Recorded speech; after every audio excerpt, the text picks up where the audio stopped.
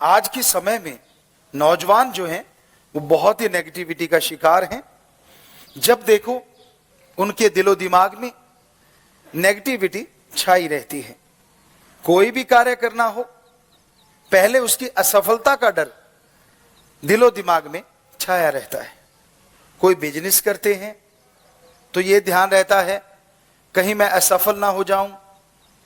कोई भी काम धंधा करते हैं, कभी ये सोच के नहीं कि हां मैं सफल हो जाऊंगा, बल्कि हमेशा उनके अंदर यही रहता है, नहीं सफलता मुझे नहीं मिलेगी, मैं पढ़ाई में पास नहीं होऊंगा, मेरी मेरिट नहीं आएगी।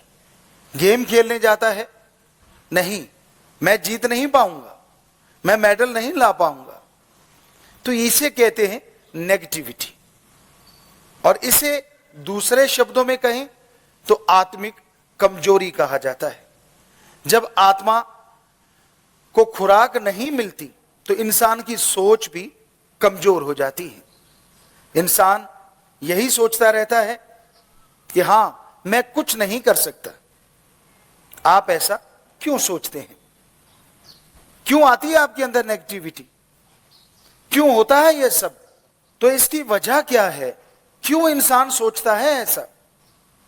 इसका कारण सिर्फ एक है और वो है आत्मिक कमजोरी। इंसान के हौसले पस्त हो जाएं। जब इंसान नेगेटिव सोचता है तो उसका एकमात्र कारण होता है कि उसके अंदर की आत्मा कमजोर हो चुकी है, बलवान नहीं है। हर बात पे नेगेटिव सोचता है, हर बात गलत तरफ लेके जाता है।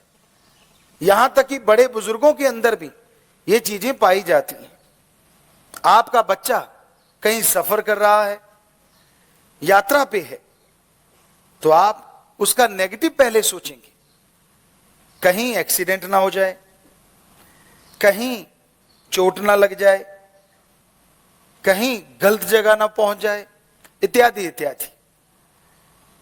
मां बाप ये भी तो सोच सकते हैं, नहीं यात्रा बिल्कुल सही होगी, सही जगह पहुंचेगा, क्योंकि उससे पॉजिटिव रेज निकलती हैं। लेकिन ये तब तक नहीं निकलती जब तक आदमी के अंदर आत्मबल नहीं होता। और आत्मबल बाजार में कहीं से मिलता नहीं। आत्मबल के लिए कोई दुकानें नहीं खुली हुई।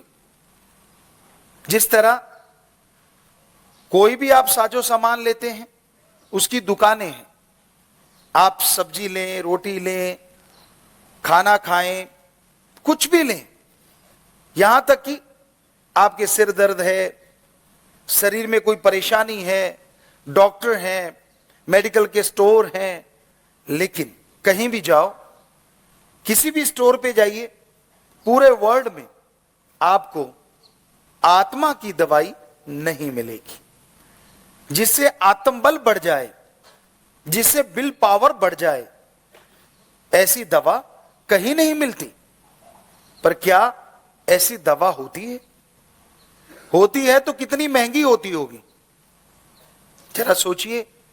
इंसान के अंदर हौसला आ जाता है, इंसान हारी बाजी जीत जाता है जब आत्मबल होता है। और यह भी देखा जाता है जब यह आत्मा को खुराक मिल जाती है तो मरते हुए लोग फिर से जिंदा हो जाते हैं। तो इंसान सोचता है वो दवा बहुत महंगी होगी, क्योंकि ये दवा तो सबसे अलग है। मृत संजीवनी कह सकते हैं कि मरे हुए को जिंदा कर दे, हारी बाजी जिता दे। कौन सा बिजनेसमैन नहीं चाहेगा ऐसी दवा लेना? कौन सा बच्चा नहीं चाहेगा कि फेल से सीधा मेरिट पे ले जाए? और गेम में कहां आप तहसील स्तर पे, स्कूल स्तर पे हारते हैं और कहां नेशनल में गोल्ड मेडल आ जाए, या फिर वर्ल्ड में आप क्वालिफाई कर जाएं, आगे निकल जाएं। कौन नहीं चाहता ऐसी दवा? तो आप लोग सोचते होंगे गुरुजी ललचा रहे हैं। नहीं, ऐसी बात नहीं है। पर आपकी सोच बताते हैं कि वो दवा कितनी जबरदस्त है और वो दवा कितनी कमाल की है, जो एक है और अनेक काम कर देती है।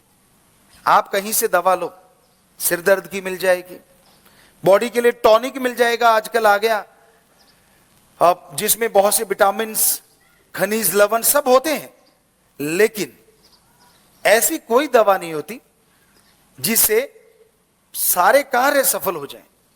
तो ऐसी एक दवा है जिसे कहते हैं राम का नाम, ईश्वर की भक्ति, गुरु मंत्र, मेथड ऑफ मेडिटेशन, कलमा, शब्द, गुरु मंत्र, उसके और भी हजारों नाम होंगे। और वो दवा कहां से मिलती है, कौन से स्टोर पे जाएं, किस जगह वो दवा मिलेगी? किसी स्टोर पे नहीं, कोई सच्चा संत, पीर फकीर मिले, उसकी सत्संग में जाओ और उसके वचन सुनो और अमल करो। जब आप सत्संग में जाएंगे, सुन के अमल कमाएंगे और वहीं से आपको वो दवा मिलेगी जिसे कहते हैं नाम, गुरु मंत्र, कलमा, शब्द, the gods words, method of meditation. तो वो शब्द ऐसे हैं जिनका अभ्यास करने से आत्मबल बढ़ जाएगा और आप जिंदगी के हर क्षेत्र में, खास करके अच्छे नेक क्षेत्र में सफलता की सीढ़ियां चढ़ते चले जाएंगे। लेकिन वो दवा कैसे लेनी होती है? उस दवा के लिए क्या कोई अलग जगह, अलग धर्म, अलग जात, मजहब में जाना होगा? जी नहीं। उस दवा को खाने के लिए, उस दवा को लेने के लिए जंगल, पहाड़, उजाड़ जाने की जरूरत नहीं। आपको अपना धर्म, जात, मजहब बदलने की जरूरत नहीं। जिस भी धर्म को आप मानते हैं, जिस भी कपड़ों में आप रहते हैं, आप रह सकते हैं। बस उस दवा को लेने के लिए थोड़ा समय निकालना होगा। जैसे आप सुबह सवेरे वॉक करते हैं, जिस तरह सुबह सवेरे घूमते हैं, आप घूमते रहिए, वॉकिंग करते रहिए, लेकिन ख्यालों से, अपनी जीभा से वो मंत्र, वो शब्द, वो कलमा दोहराते रहिए। आपको यकीन नहीं आता होगा, ऐसे कैसे संभव है? थोड़े से शब्द आपको इतनी शक्ति दे देंगे? ये कैसे हो सकता है? ये नहीं हो सकता। आपके अंदर इस तरह के विचार आ रहे होंगे। तो कहा करते हैं, हाथ कंगन को वारसी क्या और पढ़े लिखे को फारसी क्या। आप सत्संग में जब आएंगे तो संत वो शब्द, वो मेथड आपको बता देंगे और बदले में आपसे कभी कुछ नहीं लेंगे। तो आप उन शब्दों का अभ्यास चलते हुए कर सकते हो, लेट के कर सकते हो, बैठ के कर सकते हो, गाड़ी ड्राइव कर रहे हो, खाना बना रहे हो, खाना सर्व कर रहे हो, कपड़े धो रहे हो, नींद में जा रहे हो, लेटे हुए हो, यानी शारीरिक अवस्था कोई भी क्यों ना हो, वो मेथड तो, वो गुरु मंत्र, वो शब्द तो जीभा से, ख्यालों से दोहराने हैं। उसमें तो कोई दिक्कत आने वाली नहीं है। तो ऐसा अगर आप निरंतर करते रहेंगे तो आपका आत्मबल बढ़ता जाएगा।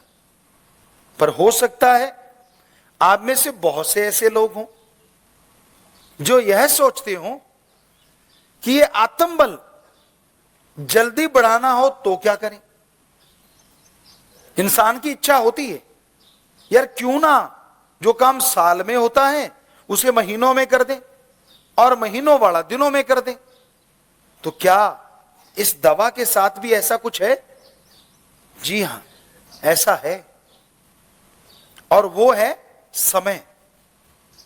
अगर आप वास्तव में चाहते हैं कि बहुत जल्दी अपने आत्मबल को हासिल किया जाए, विल पावर को बढ़ा लिया जाए तो उसके लिए एक समय है, और वो समय है सुबह 2 से 5 का। इस समय को धर्मों ने भी बहुत बड़ा दर्जा दिया है। हमारे हिंदू धर्म में इस समय को ब्रह्म मुहूर्त कहा है। हमारे सिख धर्म में इस समय को अमृत वेला कहा है। इस्लाम धर्म बांगे वक्त, इलाहिये वक्त, फर्ज, और इंग्लिश फकीर the gods pay time early morning between 2 to 5। Science भी मानने लगी है। क्या कहती है science? Early morning between 2 to 5, oxygen pure and more. If you do the method of meditation continue, then your will power up and up side. सारे धर्म वही बात कह रहे हैं, साइंस वही बात कह रही है।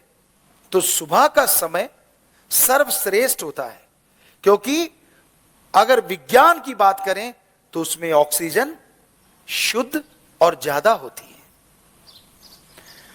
आत्मबल जल्दी बढ़ता है, ध्यान जल्दी जमता है, पर उसके लिए थोड़ी सी बातों का ध्यान रखना होगा। सुबह जब आप उठें, उठने के बाद फ्रेश हो लें, रफाज जाएं, क्योंकि खाली पेट सर्वश्रेष्ठ होता है। पानी पी सकते हैं। अगर आपको नींद आ रही है तो मुंह धो लें, हाथ धो लें, पर शरीर में से अगर कोई स्मेल है, बू बदबू कुछ भी आ रहा है तो नहाना जरूरी होगा।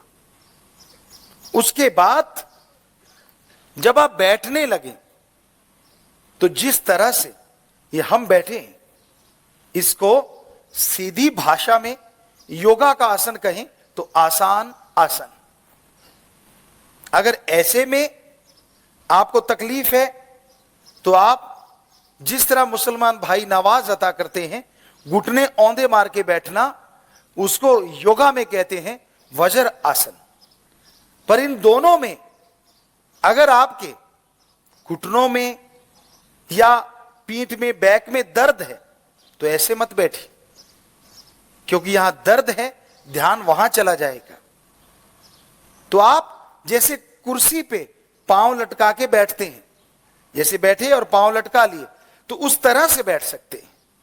और उसके बाद आप अपना ध्यान दोनों आंखों के बीच, नाक के ऊपर, ललाट, माथे की ये जगह,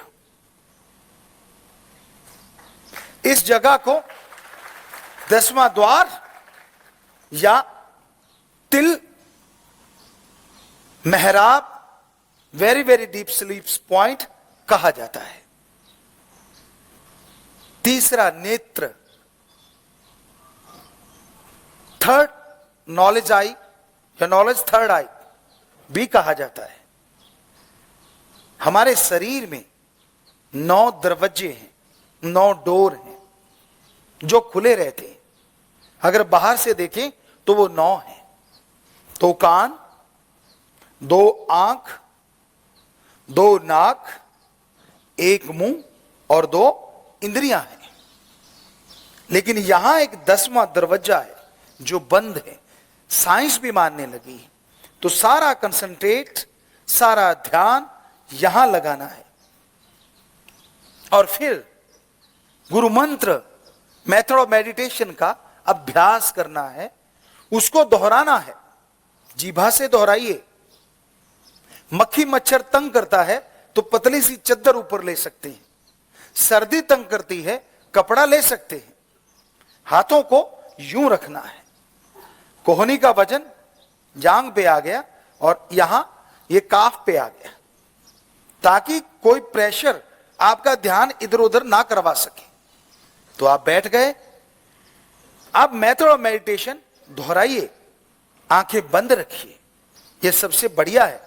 खोल के भी कर सकते हैं, लेकिन वो बाद में, जब आपका ध्यान आपके काबू में आ जाए, जब विचार स्थिर होने लगे। तो ऐसा करने से क्या होगा, कैसे आएगा विल पावर ऐसा करने से? जैसे जैसे आप अभ्यास करते जाएंगे वैसे वैसे आपकी बॉडी में एक ताजगी आने लगेगी, आपके शरीर में एक शक्ति आने लगेगी, जिसका मतलब है आत्मा शरीर में से सिमट रही है। अब आप कहेंगे आत्मा रहती कहां है? सिर से लेके पांव के अंगूठे तक पूरी बॉडी में आत्मा की वजह से शरीर में शक्ति है, सब कुछ है। तो पांव से सिमटना शुरू करती है, यहां तक आती है, और फिर एक समय ऐसा आता है कि वो सिमट के यहां पहुंचती है। तो यह होता है आपका आत्मबल का बढ़ने का पहला स्टेप, जबरदस्त तरीके से बढ़नी शुरू होगी, जिसे कहते हैं बूस्ट अप, जबरदस्त तरीके से। और आत्मबल बढ़ता जाएगा, उससे क्या होगा?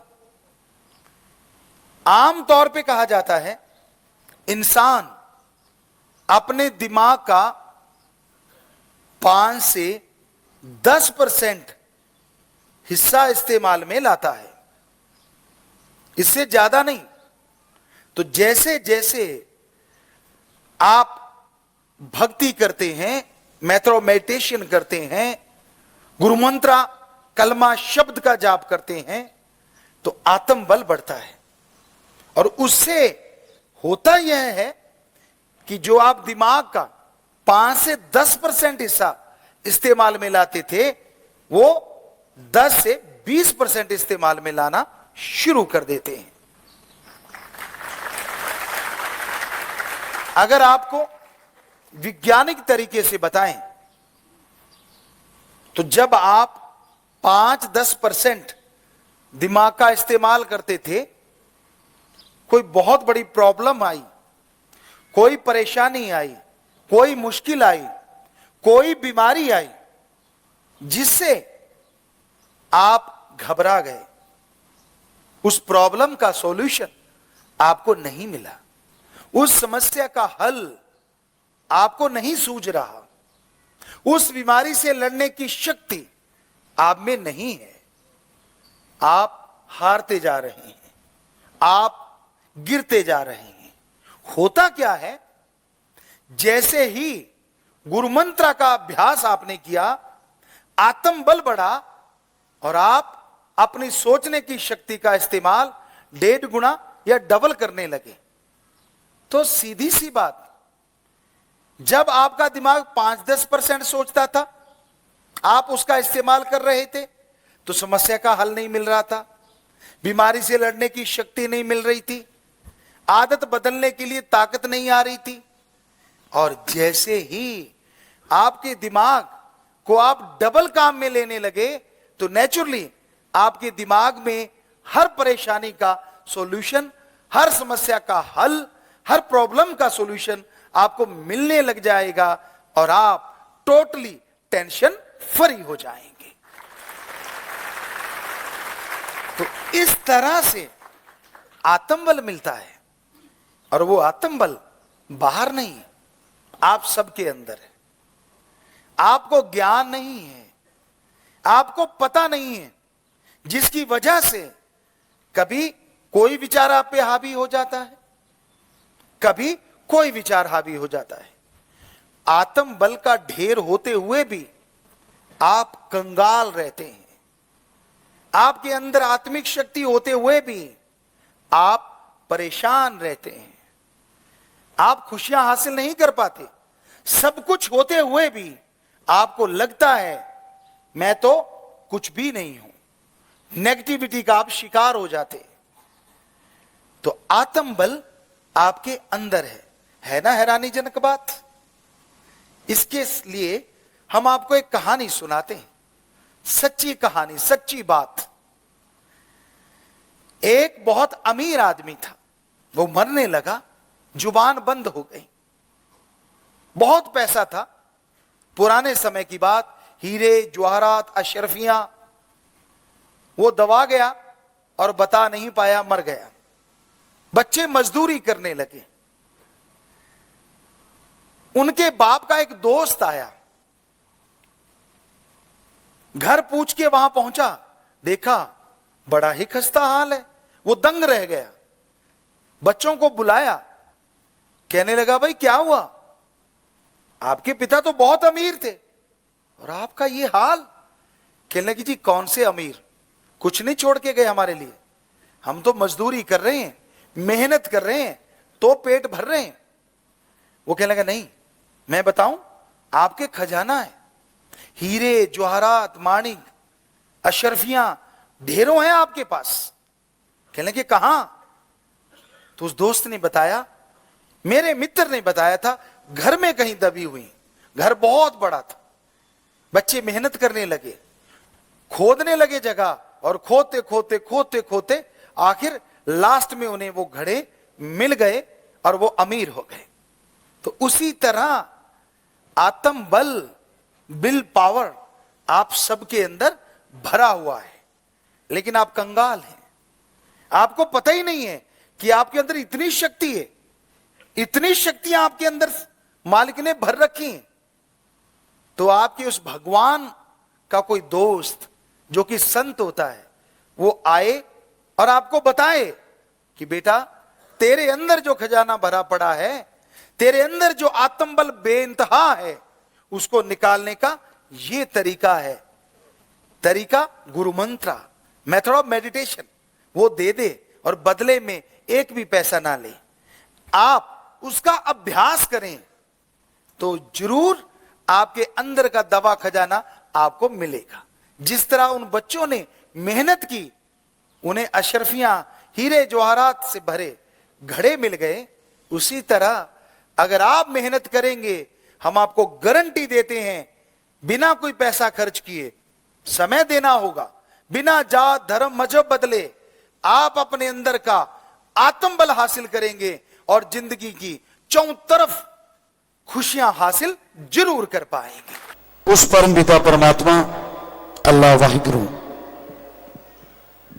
राम गॉड ओम हरि रब, जिसके अरबों नाम है, संत पीर फकीरों ने यह नाम हमारे लिए खोजे हैं। वो सुप्रीम पावर तो अनाम है, अनामी में रहता है, लेकिन इंसान की फितरत है, बिना नाम के पहचान नहीं होती। किसी को भी आप मनुष्य कहो तो सारे ही मनुष्य हैं, कोई बोलेगा नहीं।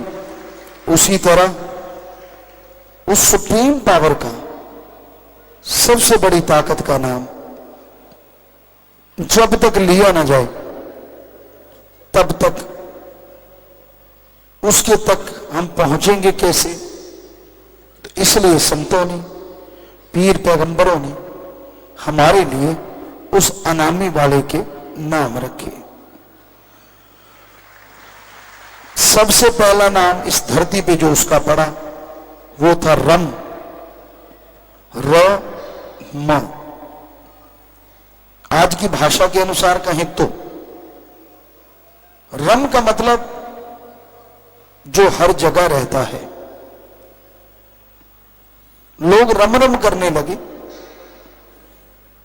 तो लोगों के कार्य होने लगे, बिगड़े काम बनने लगे, हारी बाजी लोग जीतने लगे, बुलंदियों पे पहुंचने लगे, तरक्कियां कदम चूमने लगी।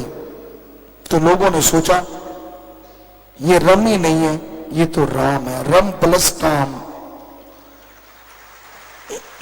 कि रमा हुआ भी है और काम भी करता है। तो तब नाम पड़ा राम।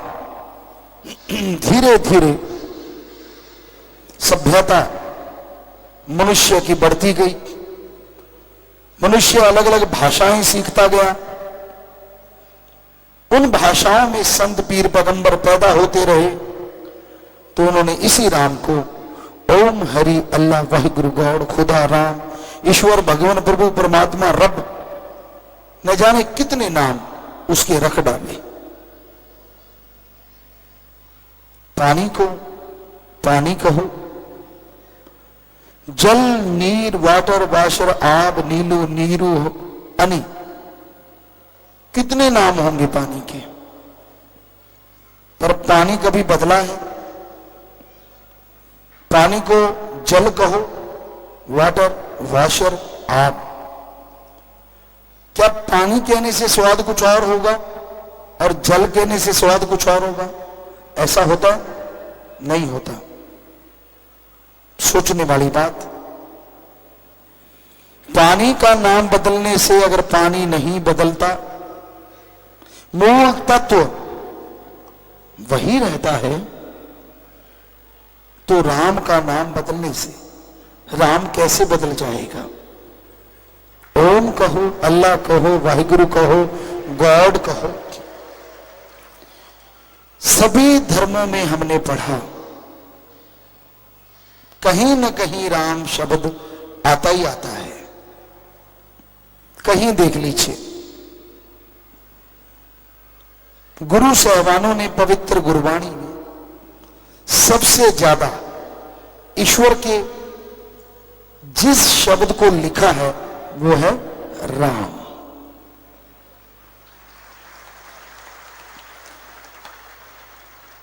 मुसलमान भाई बहनें जो बैठे हैं, उनका महीना जो शुरू हुआ है, हिंदी में उसे कहते हैं रमजान।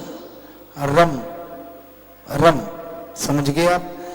तो मतलब कहीं ना कहीं राम रम आता ही है। तो दूसरी बात, शब्द का हेर फेर होने से मूल तत्व नहीं बदला करते। आपकी आंखें हैं, इसे आईज कह लीजिए या कुछ और भाषा में और नाम होंगे, तो आंखें रहेंगी ना, ये तो नहीं बदल जाएंगी। कोई पंखा है, जो आप चीज मर्जी देख लो, मूल तत्व कभी नहीं बदलता, सिर्फ बाहरी नाम बदल जाते हैं। तो हमारा कहने का मतलब है, वो सुप्रीम पावर, वो ईश्वर एक है, एक था, एक रहेगा। वो मूल तत्व, वो सुप्रीम पावर कभी नहीं बदलती, बाहरी नाम उसके बदलते रहते हैं। और शास्त्र नाम शाह मस्तान जी दाता ने तो सच्चे सौदे के बारे में लिख दिया, बदल दी मैं हकीकी नहीं, पैमाना बदलता रहना। गजब के शब्द हैं, हम थे, हम हैं, हम रहेंगे, मतलब वही है। तो ताकत अपना रंग दिखाती है। कई लोग कहते हैं रूहानी संत, पीर, पैगंबर, कभी फिल्में भी बनाते हैं, ऐसा सुना नहीं। अगर आपने ऐसा नहीं सुना तो क्या आप बता सकते हो किसी पवित्र ग्रंथ में कभी फिल्म का जिक्र आया हो? तो जब पहले थी नहीं तो बनाएंगे कहां से?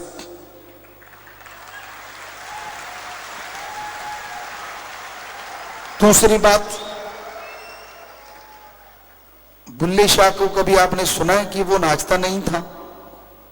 सब लोग जानते वो नाचता था। कबीर जी को सुना कि वो गाते नहीं थे? सब जानते वो गाते थे। शेख फरीद, नामदेव, धन्ना भगत, रविदास, तुलसी जी, सब लोग गाते थे। क्या खूबसूरत गाते थे। तो गाना हो गया, नाचना हो गया। और फिल्मों में क्या होता है?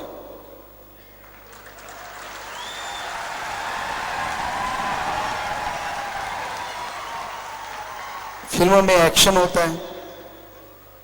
शायद आप नहीं जानते, यही संत पीर फकीर पानी पे चला करते थे। आग में से निकल जाते थे, हवा में उड़ारी मार के समाधि लगा लिया करते थे। तो इसको आजकल एक्शन कहा जाता है।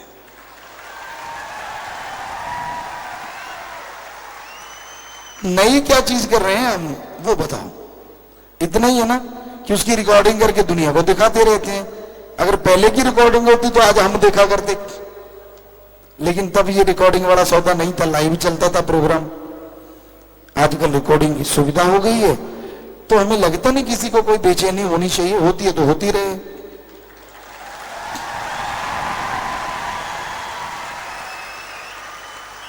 ना कबीर जी ने गाना छोड़ा, ना तुलसी जी ने लिखना और गाना छोड़ा, ना बुल्ले शाह ने नाचना छोड़ा, और ना किसी और संत शम्स तबरेज कह लो या फिर आप बाहू कह लो, कितने रूहानी सूफी संत हुए, नामदेव जी कह लो, सब गाते रहे, समाज में खड़ताल बजाते रहे, लोगों को समझाते रहे।